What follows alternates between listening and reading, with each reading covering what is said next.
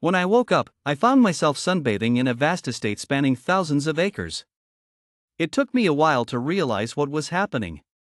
I, Andrew, a humble sausage seller, had somehow transmigrated into a melodramatic novel as a doomed supporting character.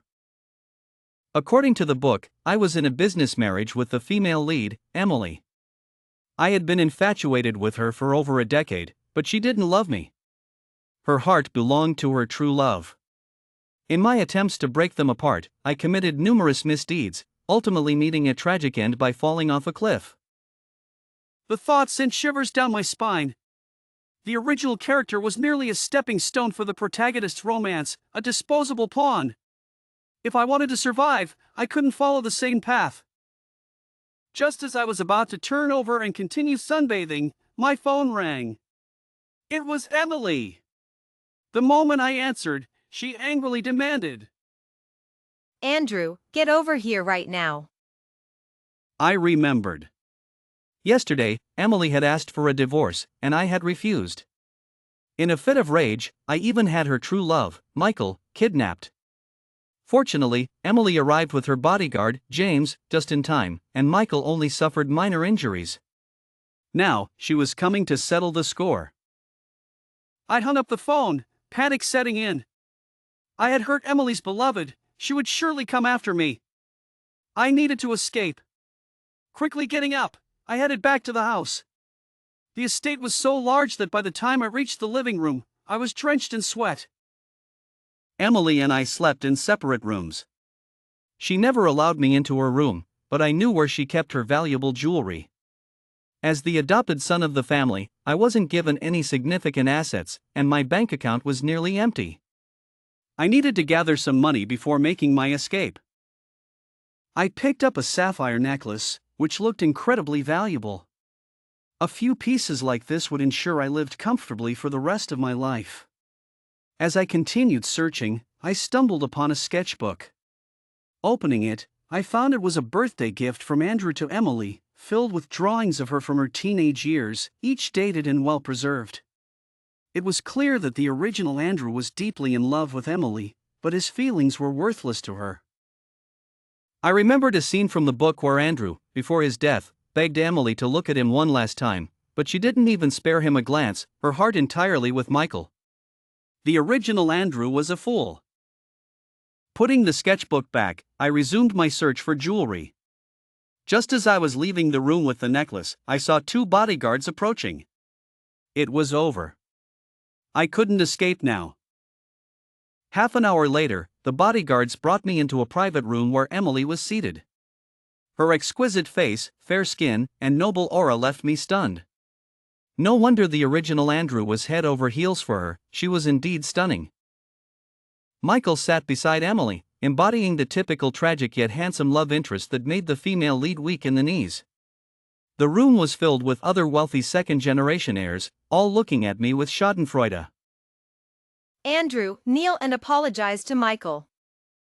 Let it go, Emily. No, he dared to have you kidnapped, he must pay.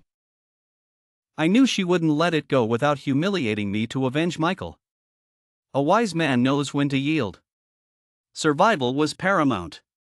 I dropped to my knees with a thud. I'm sorry, Mr. Michael.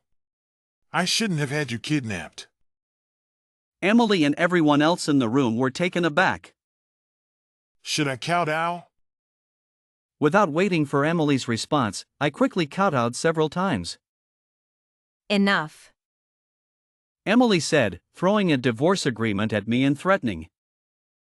Andrew, if you don't sign this today, I'll break your legs. I touched my long legs, trembling. Looking at the divorce agreement, I realized this was her true purpose for calling me here. I stood up and began reading the agreement. What? $2 billion in alimony and 10 properties after the divorce. Mary! Such a windfall! Tears welled up in my eyes. I didn't want to cry, but she was offering so much. Seeing my tears, Emily thought I was reluctant to divorce and frowned. Andrew, if you don't sign. Before she could finish, I quickly signed my name and handed it back to her. When do we get the divorce certificate? Emily was dumbfounded. Andrew, you agreed to the divorce? Your beloved has returned. I'll be generous and let you be together. Although Emily found it unbelievable, she didn't think much of it. After all, for her, successfully getting a divorce was the most important thing. We finally agreed to get the divorce certificate early the next morning. As I walked out of the club, I couldn't help but open the divorce agreement and count the zeros again. So much money! In real life, even if I worked day and night selling sausages, I wouldn't earn this much. I wouldn't need to buy a new house, I could just pick one to live in and rent or sell the others. Just thinking about it made me happy. Emily was quite generous, but for her, this amount of money was just a drop in the bucket. Unexpectedly, as soon as I returned to the estate, I received a call from Emily. Come to the old house. She hung up after saying that. I looked at the time, it was mealtime. Could she be calling me over for dinner? With the kind of food a wealthy family like the Shins would have, I was in for a treat, so I hurried over. When I arrived at the Shin family home, I immediately sensed that something was off. Emily and Michael were standing in the middle of the living room. Robert was sitting on the sofa with a dark expression. He must have found out that Emily wanted to divorce me for Michael and was furious. Uncle Robert, forced relationships are never sweet, and Emily is already expecting my child. I hope you can let us be together. Goodness, so Emily had already made me the fool. But I remembered there was no such plot of Emily being pregnant in the novel, it must be a glitch in the system. Never mind, as long as the money is in place, I don't care about being a fool. Emily looked at me with a slightly complicated expression. She moved her lips as if to say something, but before she could, Robert smashed the teapot on the ground. How could I have raised such a shameless daughter? Robert berated Emily for a while.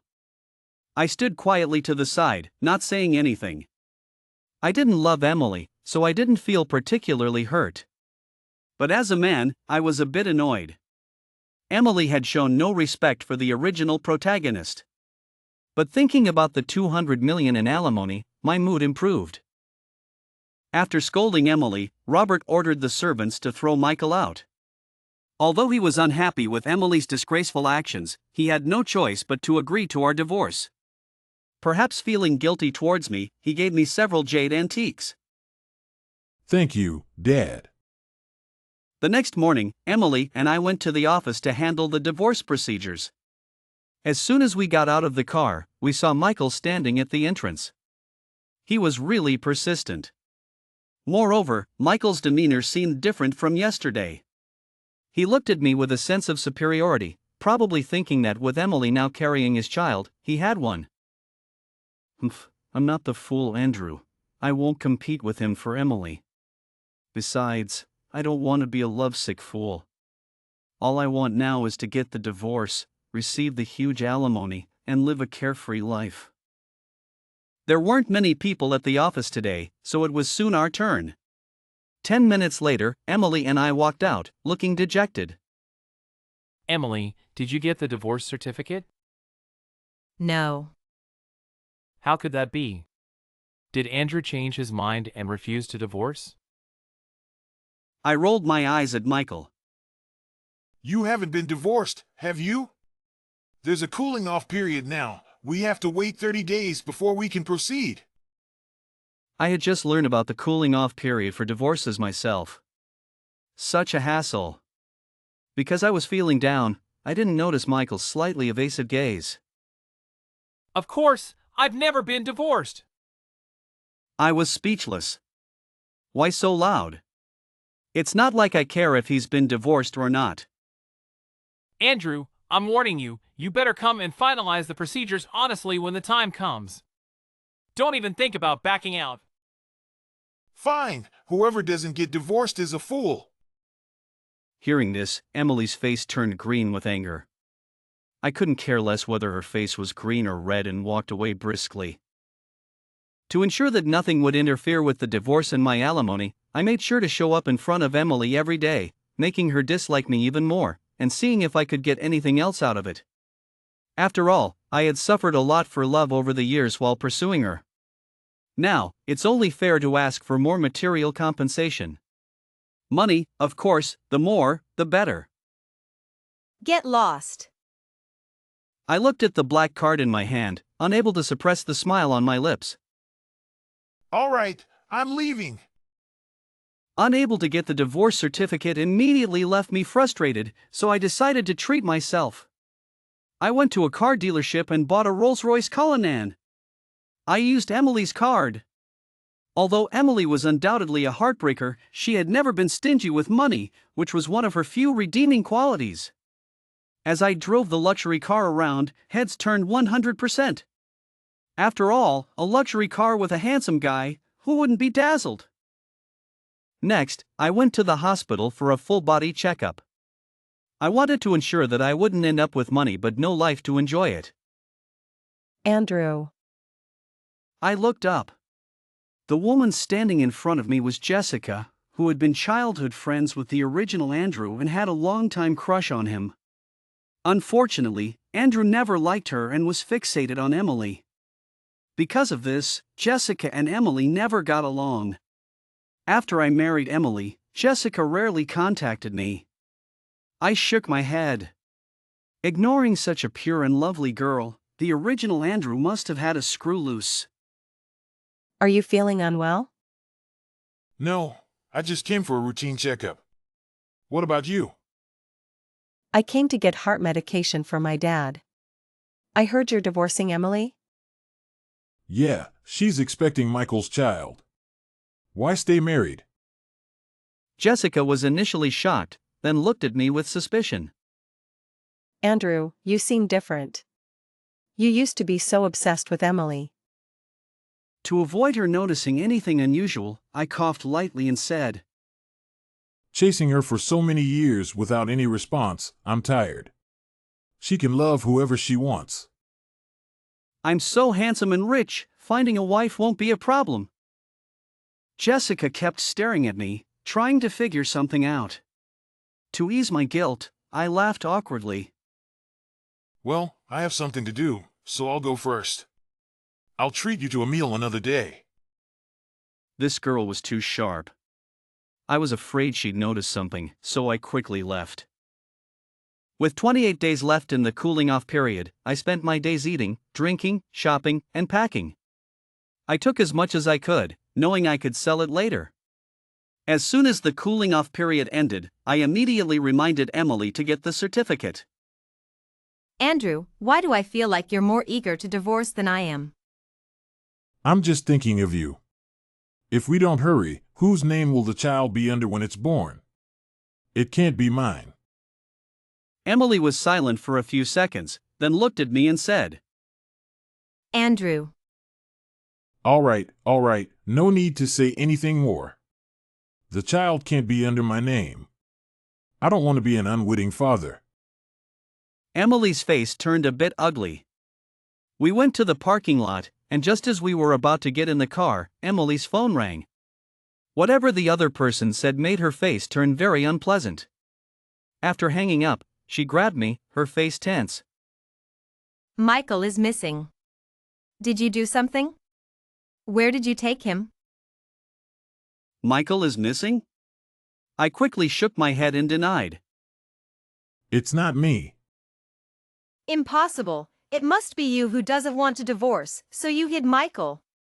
Andrew, you are really despicable. Me. Andrew did indeed do things to hurt Michael before, but now I am Andrew, and I'm busy making money. Where would I find the time to do such things? However, I also don't want anything to happen to Michael, otherwise, Emily would definitely think it was my fault. How do you know he's missing? Have you checked thoroughly? Emily glared at me fiercely. She had arranged to have lunch with Michael at noon, so an hour ago she had someone go pick him up, but they couldn't reach him and couldn't find him. Take me to his house to see if we can find any clues. Emily looked at me for a while. Andrew, if anything happens to Michael, I won't let you off. At this point, I couldn't be bothered to argue with her. Finding him was the priority. Arriving at Michael's place, I looked around but found no unusual traces. Could this guy have disappeared into thin air? Could he have also been transported into some novel as a minor character like me?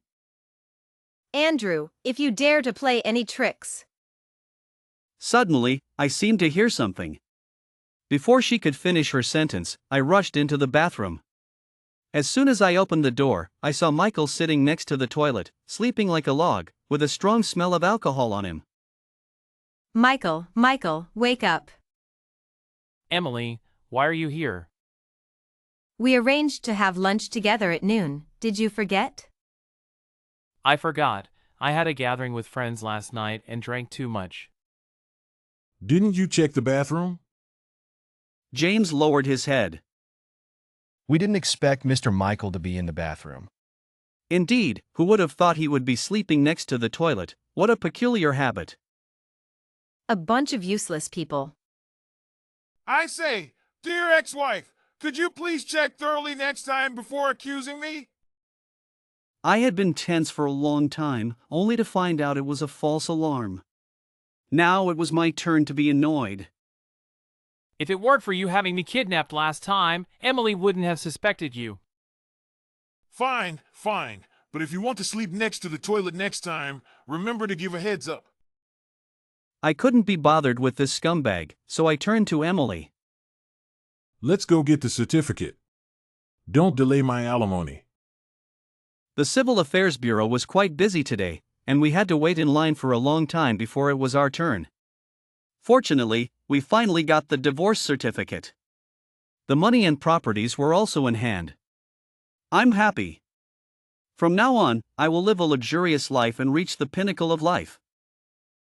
Andrew, what are you smiling about? Nothing, I'm leaving now. That day, I moved out of the estate. I chose a large flat in the city to live in. It wasn't as big as the estate, but it was just right for me alone. I rented out all the other properties. The Andrew family was extremely dissatisfied when they found out I divorced Emily and even called me, asking me to beg Emily to remarry. In the eyes of the Andrew family, I was just a tool to bind interests with the Emily family, so I ignored them and blocked all of them. Ridiculous, whoever wants to be a minor character can be one, I just want to enjoy life. I gently touched my trembling legs and looked at the divorce agreement in front of me. It dawned on me this was her true intention for summoning me here. I stood up and began to read the agreement. What? $2 billion in alimony and 10 properties? Mary, such a windfall. Narrator, tears welled up in my eyes. I didn't want to cry, but she was offering so much. Andrew, if you don't sign. Before she could finish, I quickly signed my name and handed the agreement back to her. When do we get the divorce certificate? Emily was dumbfounded. She wasn't expecting? That means Michael used this tactic to get Robert to agree to our divorce. But what does it matter? Her heart was always with Michael, whether she was expecting or not made little difference. Then you should work hard with Mr. Michael and try to conceive soon. What did you say? I found her quite amusing. It's rare to find an ex-husband as generous as me. What more could she be dissatisfied with? Haven't you always wanted to be with Michael? Now you finally can. I wish you both the best. Emily fell silent. Thinking she had nothing more to say, I prepared to leave, but she called out to me. Andrew. Anything else? Although I didn't show impatience, the meaning was clear. I'll drive you back. No need, Jessica will drive me back. With that, I walked away without caring about her expression. Once in the car, I glanced in Emily's direction. She was still standing there, unmoving. You can't be reluctant to leave Emily, can you? What nonsense! Help me out here. Is that girl in the short skirt ahead pretty? I rubbed my eyes. I'm still a bit tipsy, can't see clearly. I thought you were still hung up on Emily. Turns out you've already moved on to other women. I'd be crazy to still be hung up on Emily. She's bad luck for me. Jessica couldn't help but laugh. I looked at her, and I must say, this girl looks quite pretty when she laughs. The following days were great. I even went on a 2-week vacation and saw a lot of the world.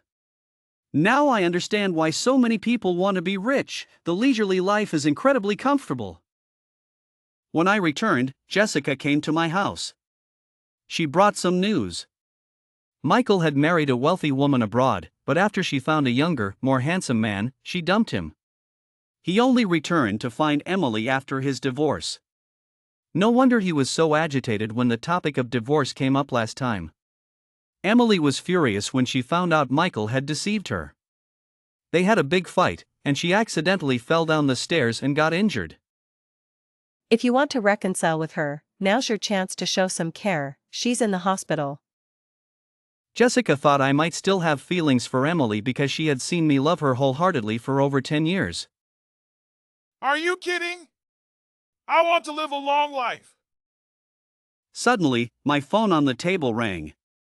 It was Emily. Hello. Andrew, I'm in the hospital. What does that have to do with me?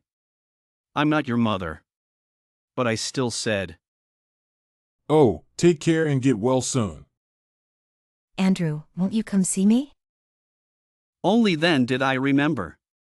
2 years ago, Emily had a car accident, and Andrew stayed by her side in the hospital, more attentive than any nurse, yet she still showed no gratitude.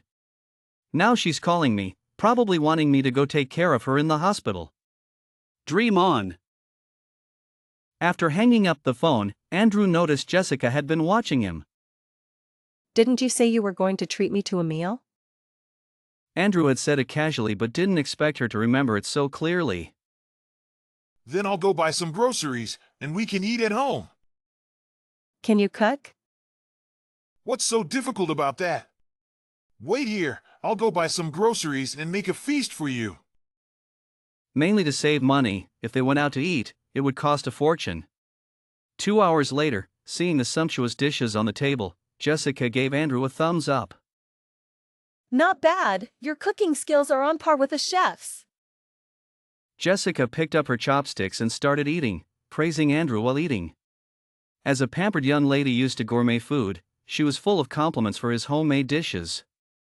Seeing her eat so happily gave Andrew a sense of satisfaction. Suddenly, Andrew accidentally dropped his chopsticks on the floor.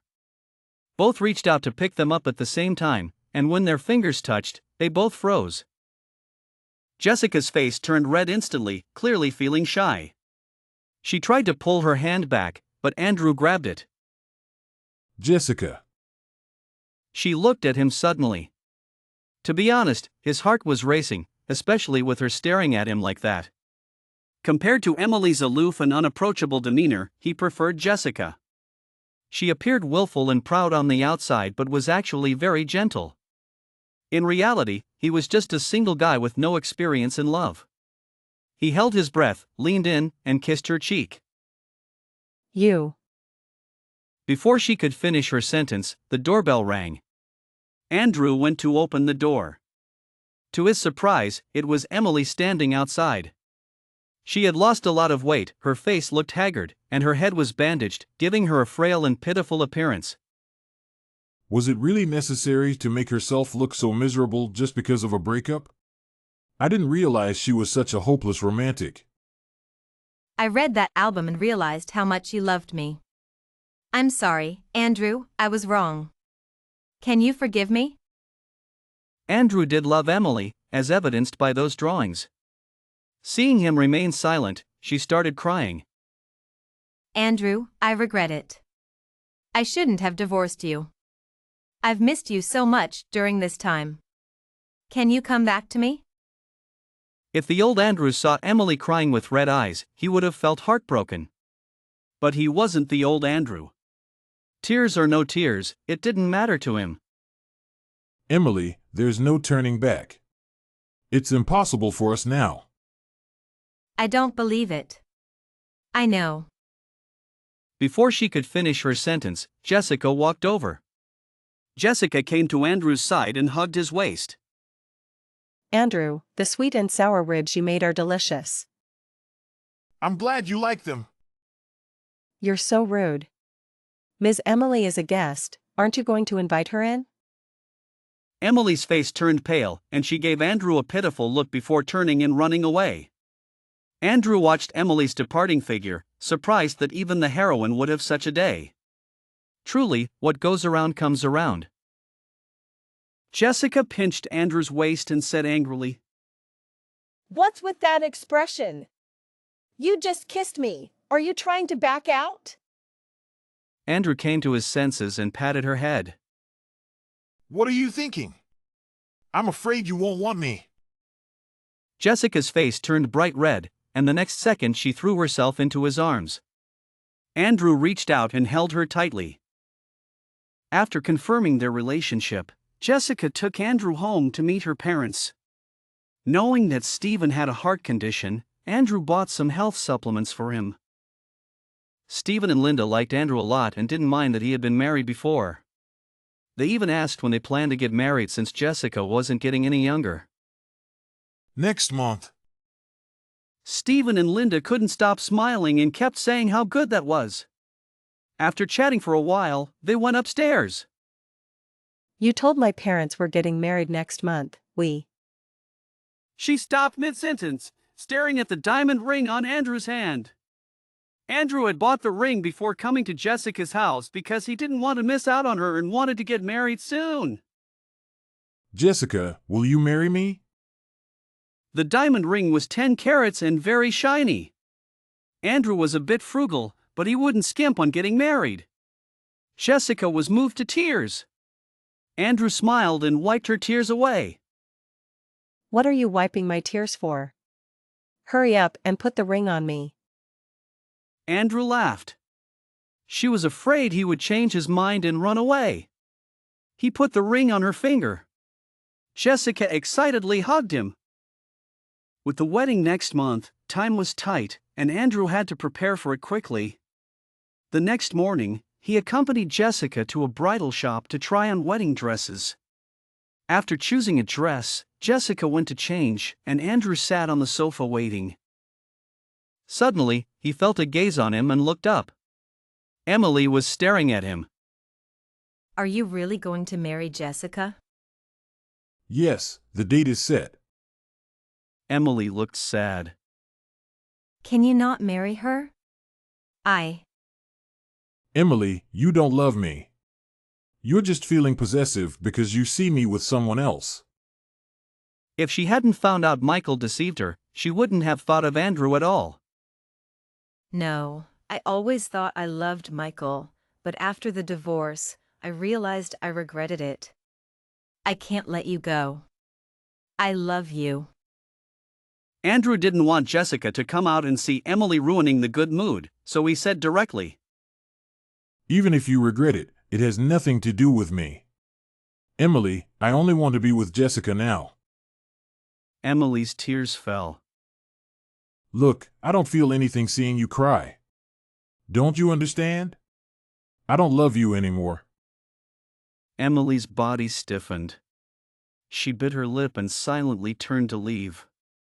Outside, it had started to rain heavily. Emily didn't have an umbrella and let the rain soak her.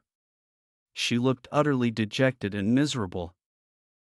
Andrew had never seen Emily like this. She was always so high and mighty. But he felt nothing inside. Jessica came out in her wedding dress, almost blinding him with her beauty. Honey, you look stunning, absolutely enchanting. You're just being smooth-talking. I'm telling the truth. To Andrew, Jessica was the woman he should love. The wedding day arrived quickly. Jessica and Andrew were both excited and happy. After the ceremony, as Andrew picked Jessica up to go home, he thought he saw Emily out of the corner of his eye. But he didn't care. He looked down at Jessica in his arms and smiled with joy and satisfaction. Honey,